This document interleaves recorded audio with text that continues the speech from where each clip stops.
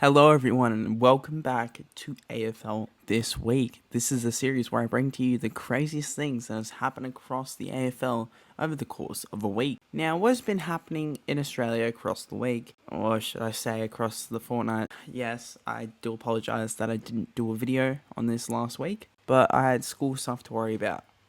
And I still do. Anyways, we go over to the football, soccer, whatever you call it.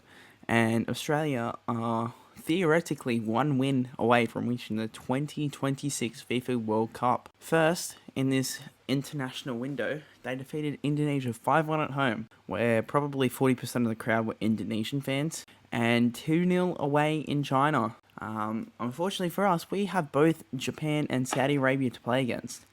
But 2 draws is enough to send us through. I cannot wait for Tony Popovich to deploy the 10-0-0 in the next 2 games we have. Now, in the last week, some notable things happened, or I should say the last fortnight. Or should I say ordinary things. Richmond got battered, Hawks stayed on the top, and North Melbourne are in the top 8. Wait, what the fuck? Last week, North Melbourne were in the top 8 after beating the Demons at Marvel Stadium. Honestly, just call the season off. I've seen enough. And now on to Sydney. They've been under the pump. 2 losses at home and a tough trip away from home. If only someone could turn up for us. Oh wait, build this man a statue. I don't really care. He carried the Swans in the final quarter to get us the win by 3 points. To start Dean Cox's tenure at the Swans.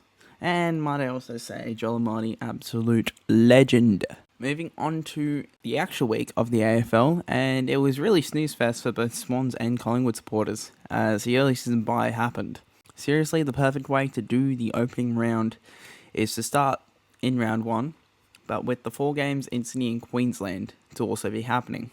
My hope for the season is really high after our win against Fremantle, only to be brought down by the fact that Errol Goulden could be out until round 14. But there is some good news coming out of the Swans camp, and that is we have finally gotten a gather round jersey, and oh my, that is beautiful. Other clubs are going stealth, and the Swans saw that and decided to do the opposite, and my oh my, I mean, it's not really that creative, but I like the idea. And there's really nothing much to do with a red and white jersey. I mean, we could go to the 1997-98 preseason jersey, but maybe that could be used in a retro round or something. This is probably my favourite jersey, one of my favourite jerseys from the Swans that they have done in recent time. Yeah, I just like the simplicity of it. Now we move on to the games of the round, and it started with Essendon taking on Port Adelaide at Marvel. Whoever thought of a primetime game with these two must be put in a jail cell, as no one enjoyed it from a neutral perspective in the first half. During the game, Bombers fans would start jeering when Ben McKay did anything that didn't involve him dropping the ball. Boys, I'm at the gym. I hate it here. I want to come home. Everybody's so mean, and there's this one guy who follows me around and calls me fat. Everyone probably would have started celebrating when his man only kicked 4 goals in the first 10 minutes instead of 5. This was the average Bombers fans' reaction when Ben McKay kicked the ball 5 metres, but it didn't go to the opposition.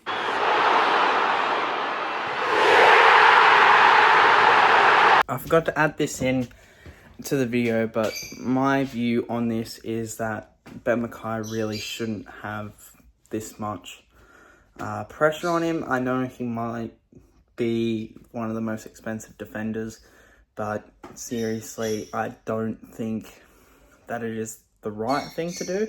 Obviously, I'm not an Essendon supporter, so I don't really know the full story of it, but that's just my view on it.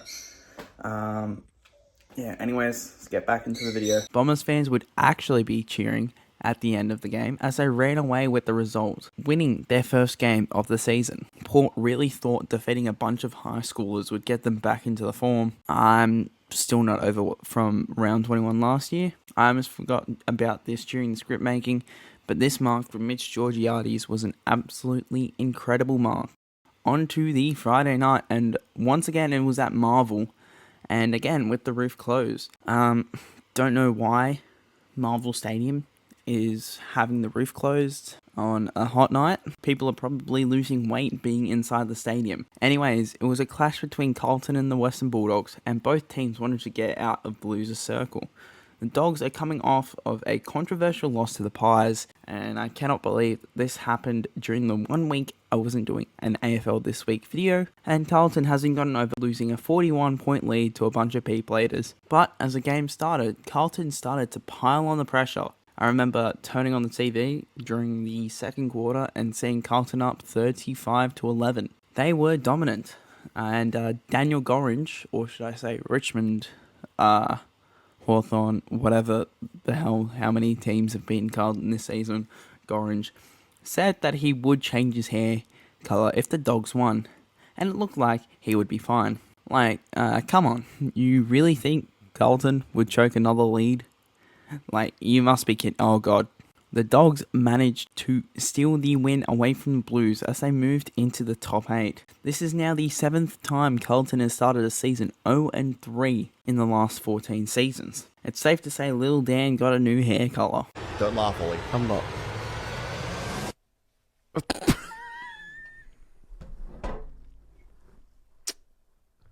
Now we head over to Perth as the Western Derby happened, or Derby, I don't really know how to say it. Both sides before the game were in the bottom two, with the Dockers ahead on percentage. At the 9th minute mark, West Coast supporters started showing their middle finger to support Harley Reid, or something, I don't really know. I actually missed a lot for not covering an AFL This Week video last week. I guess this is what happens when you take a week's break and try catching up on all the work that you missed.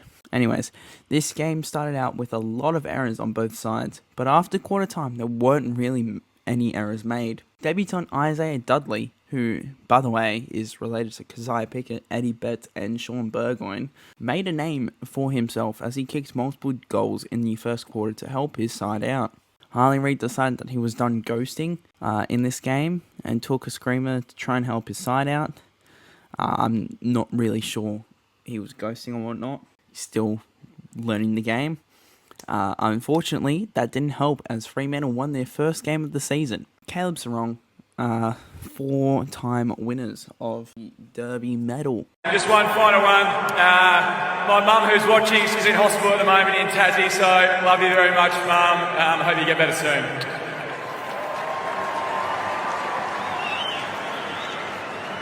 We head over to Tasmania for the next game, and it was a top 4 clash between Hawthorn and GWS. The Giants, before the game, put up this banner calling out where the Devils were. I have to admit, the Giants really do have some cold banners, and the Giants started off very well, taking a 37-2 lead at quarter time. However, the story of the quarter wasn't about the Giants' dominance, but the strong win factor. I mean, I didn't really see the win being a factor until Will Day kicked this goal, which he probably ran too far in, but whatever. These two teams have the possibility of playing each other in a qualifying or prelim final this year, so it was already a good taster for the season ahead. The Hawks did manage to pull off the comeback, winning this game by 12 points to keep their spot on top of the ladder. Now we move on to the game that really should have started the AFL season off, with the Lions taking on Geelong. Going into this game, and Geelong were coming off a disappointing result to St Kilda, whilst Brisbane almost lost to West Coast, and early on Geelong looked like the far better side, pouncing on every Brisbane mistake in the first half to be up by 4 goals. Now, the last time Geelong were 4 goals ahead of Brisbane in a game was the prelim final last season, with the Lions coming out victorious in that game. But surely for Geelong, they wouldn't lose this game and start the season 1-2, right?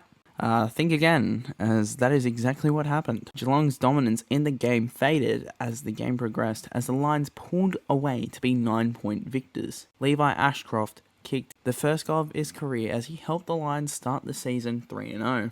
And I kind of have to say this, but the Swans really took Brisbane's grand final hangover. We moved back to Marvel Stadium and back to another closed roof situation as St Kilda took on a bunch of people, Richmond. And all was good for St Kilda until they allowed Richmond to take the lead in the second quarter. Carlton fans were rooting for St Kilda to lose this game, so they would be the only team to lose to Richmond. Only to realise how shit Richmond is, as Richmond stopped playing at half time. losing by 82 points. Anyways, in this match, Ryan Mantle received a 3-match ban for this incident on St Kilda player Liam O'Connell. If this gets upheld, I will genuinely be upset. The video will probably be out after the MRO verdict, so I will show you my reaction to the result if it stays the way it is right now. Not another one?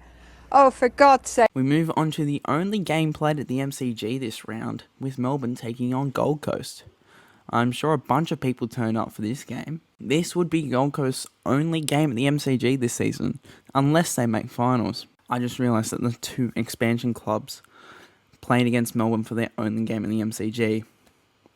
Why was that? Anyways, early on, John Noble kicked his first goal for Gold Coast, and I still cannot see their logo on their jumper. Now with how star-studded Melbourne side is, you really wouldn't expect them to start the season 0-3, which is unfortunately exactly what they have done, as they slumped to a 58-point defeat at the hands of Gold Coast. I genuinely think that there were more Suns fans at the game than there were Melbourne fans. I guess things can only go up here for Melbourne, like they are 17th, but let's just hope that they aren't playing a side that has beaten them by almost 200 points next week.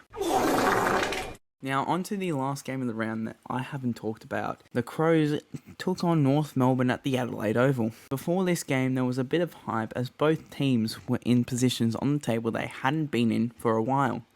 It was like 2015 all over again. It started out fairly even before Adelaide started to pull away from the Roos before they eventually won this game by 36 points. This incident between ruckman Tristan Cherry and Josh Rochelle has seen the Adelaide midfielder out for 4 to 6 weeks as he picked up a broken rib injury. A wonderful game was played on this day, and hopefully they can both compete this season. However, North, can you just, not show up next week? That would be awesome. Now, moving on to the videos of the week, and again, like there was in the last video, there was nothing, basically. Anyways, that is going to wrap up AFL this week, and I hope you have enjoyed it. If you did enjoy it, feel free to drop a like on this video and subscribe to the channel if you're new and enjoy the content. Have a wonderful day, don't do anything stupid, and I'll catch you all in the next video. Okay, bye.